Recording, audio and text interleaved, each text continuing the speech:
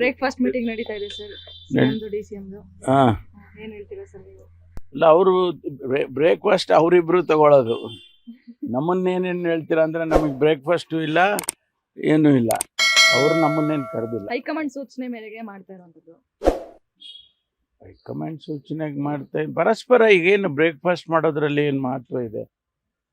ಇರೋ ಗೊಂದಲ ಎಲ್ಲ ಕ್ಲಿಯರ್ ಆಗುತ್ತೆ. ಅಲ್ಲ, ಈಗ ದಿನನಿತ್ಯ ಅವ್ರ ಜೊತೆಯಲ್ಲಿ ಕಾರ್ಯಕ್ರಮಗಳು ಮಾಡ್ತೀವಿ, ಕ್ಯಾಬಿನೆಟ್ನಲ್ಲಿ ಜೊತೆಯಲ್ಲಿ ಇದ್ವಿ, ನಾವೆಲ್ಲ ಒಟ್ಟಿಗೆ ಇದ್ದೀವಪ್ಪ. ಏನು ಮಹತ್ವ ಏನಿದೆ ಅಂತ ಇವತ್ತಿನ ಮೀಟಿಂಗ್ ನಲ್ಲಿ ಖಾತೆಗಳ ಹಂಚಿಕೆ ಆಗ್ಬೋದು. ನೀವು ಸ್ಪೆಕ್ಯುಲೇಟ್ ಮಾಡ್ತೀರಾ, ಗೊತ್ತಾಯ್ತಾ? ಅದು ಅಂಥ ಬೆಳವಣಿಗೆಗಳು ನಮಗೇನು ಕಾಣಿಸ್ತಾ ಇಲ್ಲ.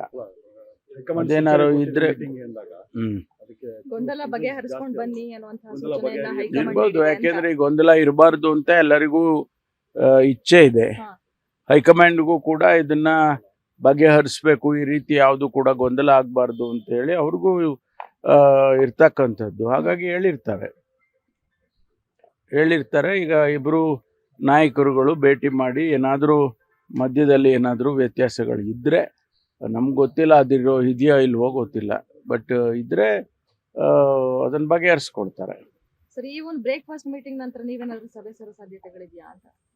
ನಾವು ಸೇರ್ತಾನೆ ಇರ್ತೀವಲ್ಲ, ಇವತ್ತು ನಾವು ಊಟಕ್ಕೆ ಸೇರ್ತೀವಿ, ನಾವು ತಿಂಡಿಗೆ ಸೇರ್ತೀವಿ. ಹ್ಮ್.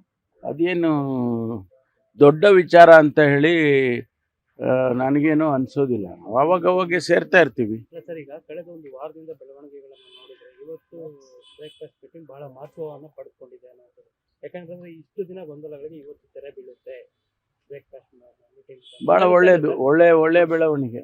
ತೆರೆ ಬಿದ್ರೆ ಬಹಳ ಒಳ್ಳೇದಲ್ವಾ? ಡೆಲ್ಲಿಗೆ ಹೋಗ್ತೀರಿ ಅಂತ ಸರ್ ನಿಮ್ಮ ನೇತೃತ್ವದಲ್ಲಿ ನಾವು ಹೋಗ್ತೀವಿ ಅಂತ ಎಲ್ಲೂ ಹೇಳಿಲ್ಲಲ್ಲ. ಹೇಳಿದ್ವಾ? ಇವತ್ತು ಸಿಎಂ ಜೊತೆ ಎಲ್ಲ ಹೇಳಿದೀವಾ?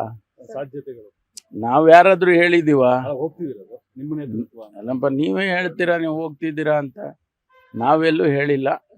ಹೋಗುವಂತ ಅವಶ್ಯಕತೆ ಬಂದಾಗ ಹೋಗ್ತೀವಿ. ಈಗ ಯಾಕೆ ಡೆಲ್ಲಿ ಕರೆದು ಮಾತಾಡ್ತಾರೆ ಅಂತ ಒಂದು ಮಾತಿದೆ ಸರ್, ಅದನ್ನು ಯಾರನ್ನ? ಸಿಎಂ ಮತ್ತೆ ಈ ಗೊಂದಲಗಳಾಗಿತ್ತಲ್ಲ ನೀವು ಅವ್ರನ್ನ ಕೇಳ್ಬೇಕಪ್ಪ, ನಾನು ಹೆಂಗೆ ಉತ್ತರ ಮಾಹಿತಿ. Thank you. ಲೇಟೆಸ್ಟ್ ಹಾಗೂ ಇಂಟ್ರೆಸ್ಟಿಂಗ್ ಸುದ್ದಿಗಳಿಗಾಗಿ ಬಾಸ್ ಟಿವಿ ಕನ್ನಡ ಚಾನೆಲ್ನ ಸಬ್ಸ್ಕ್ರೈಬ್ ಮಾಡಿ. ಹಾಗೆಯೇ ಬೆಲ್ ಐಕಾನ್ ಪ್ರೆಸ್ ಮಾಡಿ. ಇದರ ಜೊತೆಗೆ ಫೇಸ್ಬುಕ್, ಇನ್ಸ್ಟಾಗ್ರಾಮ್, ಎಕ್ಸ್ ನಲ್ಲೂ ಮಿಸ್ ಮಾಡದೆ ಫಾಲೋ ಮಾಡಿ.